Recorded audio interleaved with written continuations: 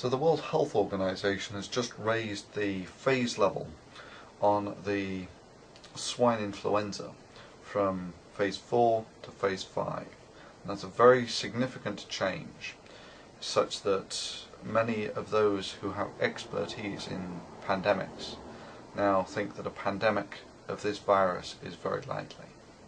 Now, is that as serious as it sounds? Well, again, you've got to understand what the hell's going on.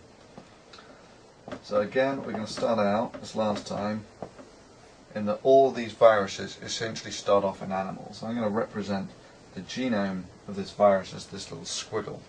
And you get a mutation in that virus that allows it to hop the species into humans, or people. Right? So this is now the mutant virus. And a further mutation is then required, which I'm going to represent as a green dot, such that the virus can spread from people to other people. Okay? This is phase 3, this is phase 4.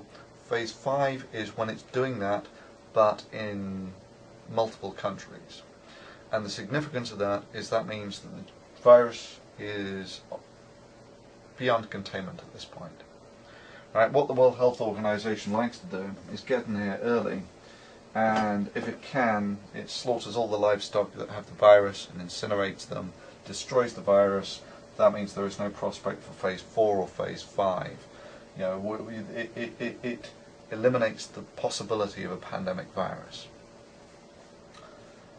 So, what do we have at the moment? Well, we have a new virus on the scene, the swine influenza. It's never been experienced by humans before, which means you have no humans have any natural immunity to it. It is known that it can spread from humans to humans. It's out there in the environment, and it can be fatal to young people. Now, it's happened at a rather convenient time in that these pandemics typically happen in autumn and winter time, when in summertime people tend to be more dispersed and the environment tends to be drier, which are less congenial factors for spreading the virus than in winter, when people tend to be more confined indoors and it is also a more moist environment.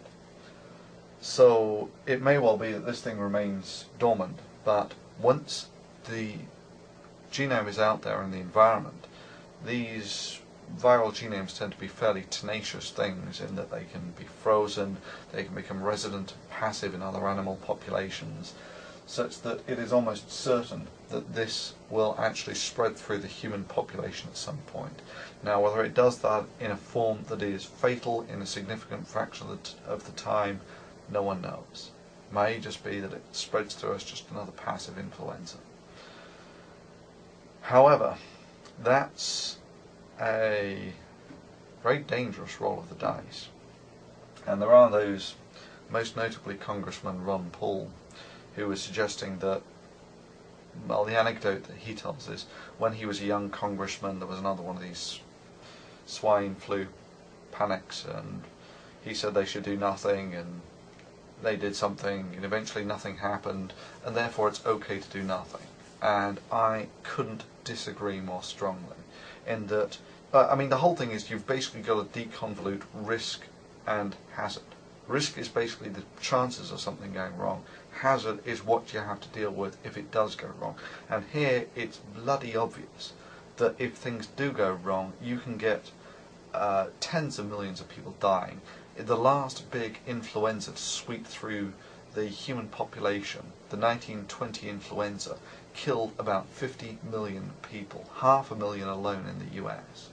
So you know there is a big hazard potential here, and just because the risk might be comparatively small, we got away with it last time. It's like playing Russian roulette. You can spin barrel and pull the trigger and, well, nothing happened. That doesn't mean that it's safe to pull the trigger. Once you understand the dynamics of it, you realize there is a very large hazard, even if the risk is comparatively small. And in this case, I wouldn't even argue that. You know that there's a phase 5 virus out there.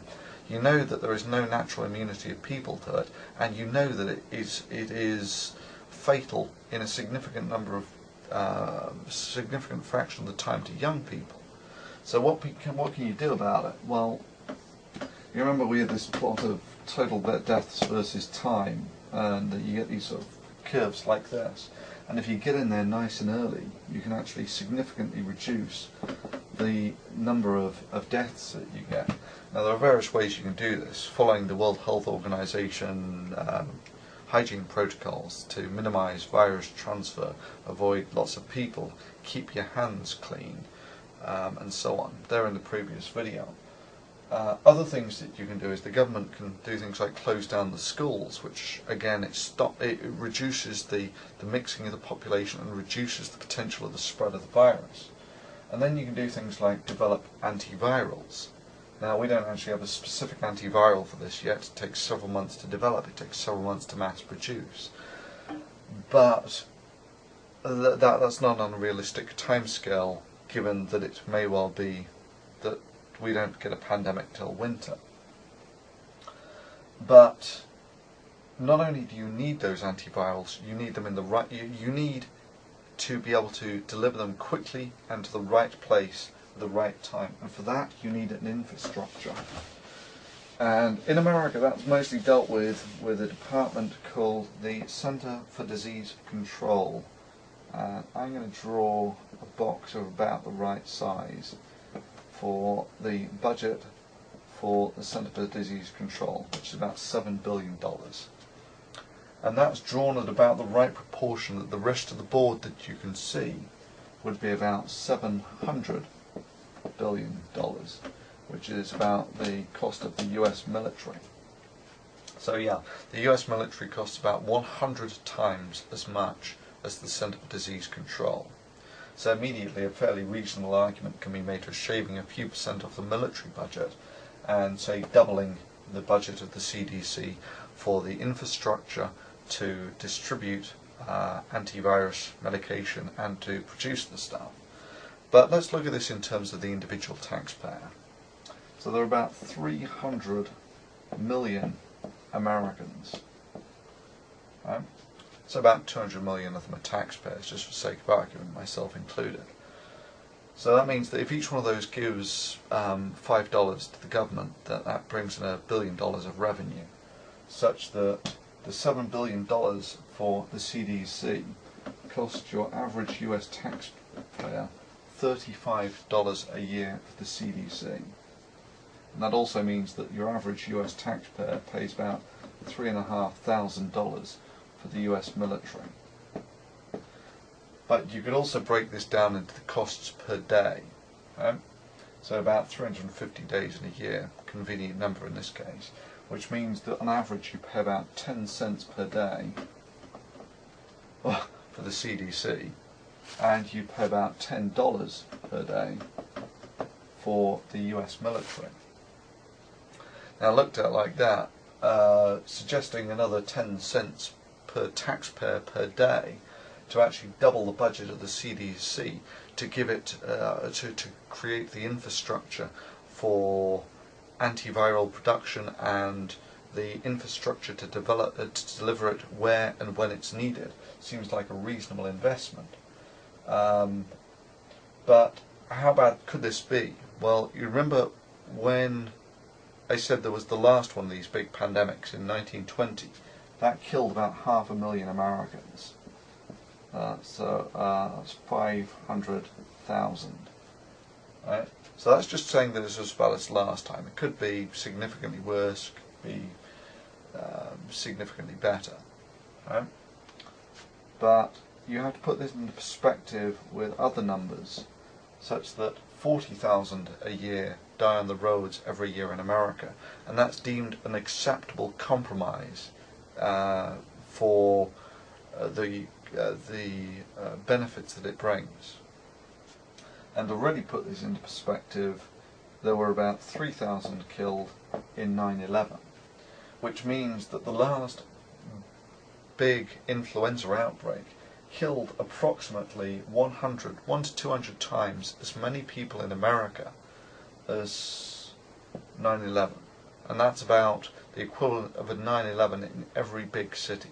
So this is just to give you an idea that there is a significant hazard associated with this.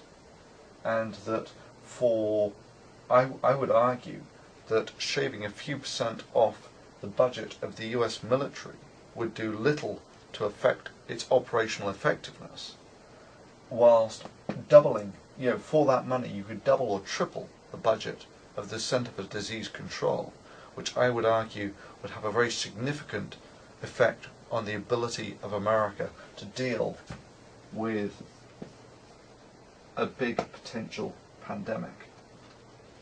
So